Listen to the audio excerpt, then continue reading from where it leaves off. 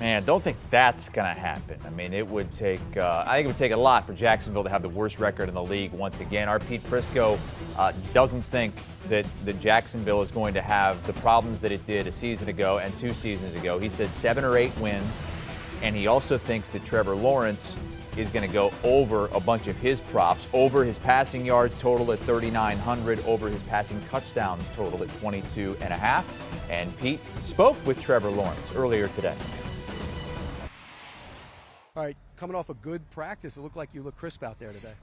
Felt great. I think we've had a good first 2 days, just kind of getting back in the flow of things, making sure everybody's legs are under them. I think Coach Pearson's done a good job of scripting practices. You know, we brought it up a little bit, a few more reps, and just making sure all the guys are ready. Everybody looks great, in great shape. So they've been studying all summer, so it's been great. How much more comfortable are you now? I know it's a new offense, but how much more comfortable are you in your second year? A lot more comfortable. I think just having that confidence, having that experience from last year, obviously. Having the kind of the learning curves that I went through last year and being able to pull from those, and just been through a lot as far as this game goes just in 1 year. So I'm thankful for all that experience I was able to get. You know, things would have gone a little easier for me, might not have some of the experience that I have. So I'm thankful for that and just trying to use all of that and really just start clean and build with this new team.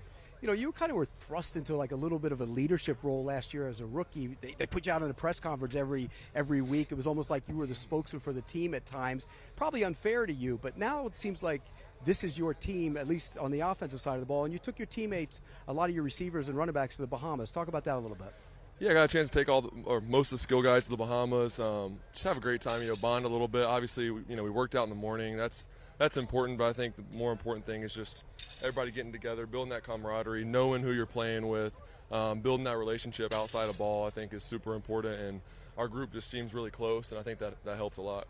You threw 17 interceptions. Obviously, that's a number you want to take down, but if you go back and look at history, Peyton Manning led the league in interceptions as well as a rookie. What do you learn from those mistakes that you can build on?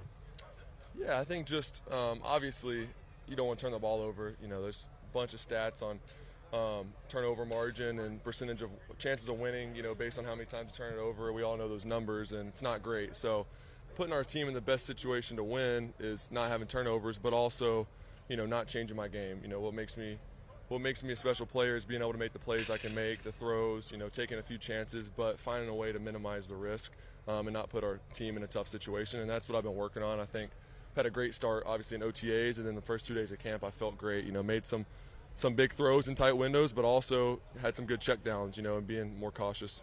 If you were watching yourself in last year's practice right now, what would you be saying about yourself? Yeah, just, I mean, honestly, happy with how I've improved, but it's a continuous climb. You know, you never where you want to be. You're always striving and reaching for something, and I think that's the cool thing about this sport is you never reach perfection, but you're always striving for it. So just keeping that mindset, I'm happy with where I'm at. Really pleased with the work I've put in, but still a lot more to do. One last thing. Somebody mentioned to me that they think you're playing with a little bit of a chip on your shoulder from being the first overall pick, and some of the other guys maybe doing some things last year that you want to show people, look, I'm still that same guy. Yeah, I mean, I think we all should. We got a lot to prove here in Jacksonville. We got a lot of talent here, a lot of guys that want to win, and I think it's time. And we all got a little bit of a chip on our shoulder and want to prove what we can do. So good. Thanks, man. Thank you, man. Appreciate you. All right, so Pete Prisco and Rick Spielman are out there with the Jaguars once again. They're going to be down in Tampa on Wednesday. I think Charles Davis might be joining them down there in Tampa with the Buccaneers. We're also going to be out west with the Cardinals, 49ers, and Cowboys.